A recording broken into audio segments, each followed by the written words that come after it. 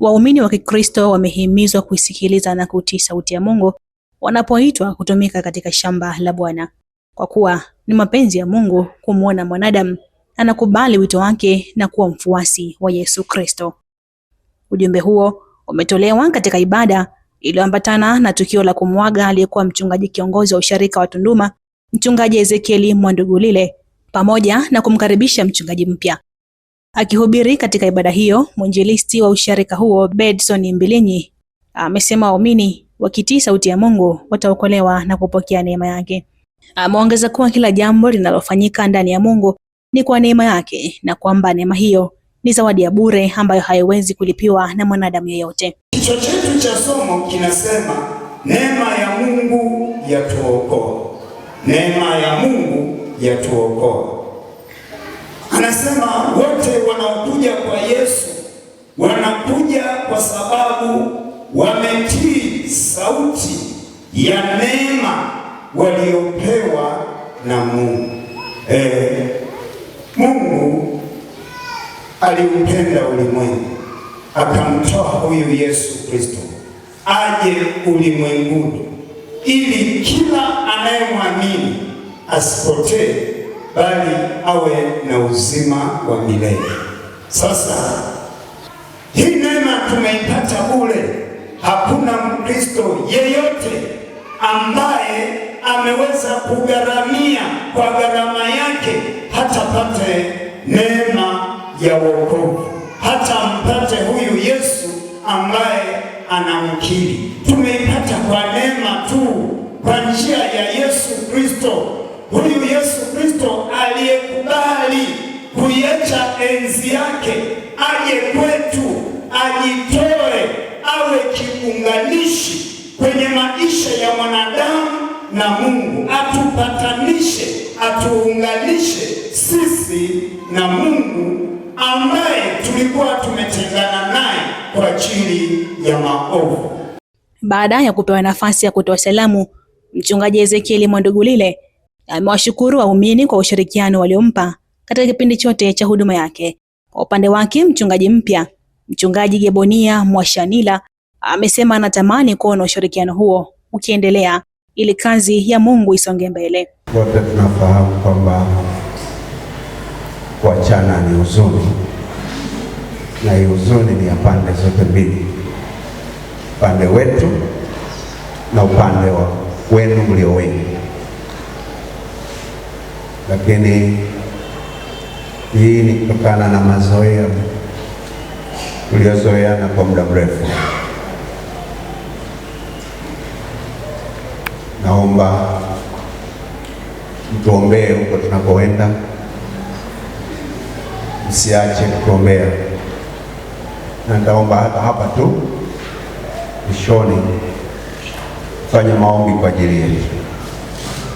Bwana Yesu asifiwe. Lakini niseme machache tu kwamba kwa muda wote tuliokaa mahali hapa tulipungua sana, tulipungua katika mengi. Vipawa vyetu vilikuwa chini sana, na ninyi mnajua pale tulipopungua, mnajua pale tulipofanya tofauti, mnajua madhaifu yetu yote. Lakini tunawashukuru kwamba hayakuwa sababu ya kutuchoka. Sisi ni marafiki na tunamtumikia Mungu popote. Wakati ulipofika sisi tunaondoka na wewe unabadili. Nikutakie baraka za Mungu katika utumishi wako wote. Tunayo sababu ya kumshukuru Mungu kwa ajili yenu, mchungaji wetu, rafiki yetu wa usharika huu, na kama nilivyoendelea kusema tangia mwanzo kwamba pande wangu wewe ni senior wangu, huyu ni rafiki yangu, nimefanya naye huduma, jirani, rafiki. Mimi sitaacha kuwatumia, na kwa sababu bado familia ipo hapa tayari, tunajua tunyi tayari ni watoto wa usharika. Tunashukuru na tunazipokea shukrani zenu. Nao baadhi ya waumini waliohudhuria katika ibada hiyo wameiambia KKKT Tunduma TV kuwa waumini wanaweza kuitambua sauti ya Mungu kwa kuwa huambatana na upendo na unyenyekevu, huku wakiwasihi Wakristo kuendelea kutubu, kujenga uhusiano mzuri na Mungu na kushiriki ibada kupitia watumishi wake. Sauti ya Mungu huwa inasema na mwanadamu. Na ni kwa nini nasikia sauti ya Mungu? Ipo sauti ya Mungu na ipo sauti ya shetani. Lakini Mungu ana sauti yake ya upekee, ya upole na unyenyekevu. Lakini pia shetani anaweza kutumia sauti hiyo hiyo. Kinachotuasa sisi wa Kristo ni kumsikiliza sana yule Roho wa Mungu aliye ndani, kwamba anayesema na wewe sasa hivi ni sauti ya Mungu au ni sauti ya shetani. Kwa Roho Mtakatifu tuongoza kusikiliza sauti ya Mungu inayosema na mtu ndani yake.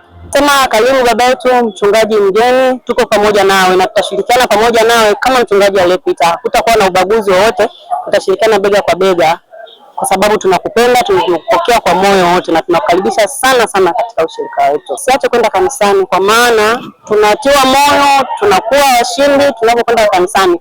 Tunapitia changamoto nyingi, majaribu mengi tukiwa nyumbani, tukiwa makazini, lakini tunapokuja kanisani tunafarijiwa, tunatiwa nguvu, tunakutana na wenzetu tofauti tofauti.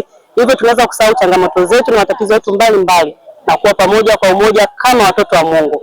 Mchungaji Ezekiel Mwandugulile amehudumia KKKT usharika wa Tunduma kwa kipindi cha miaka 7 na sasa anahamia rasmi usharika wa Njaba kuendelea na huduma.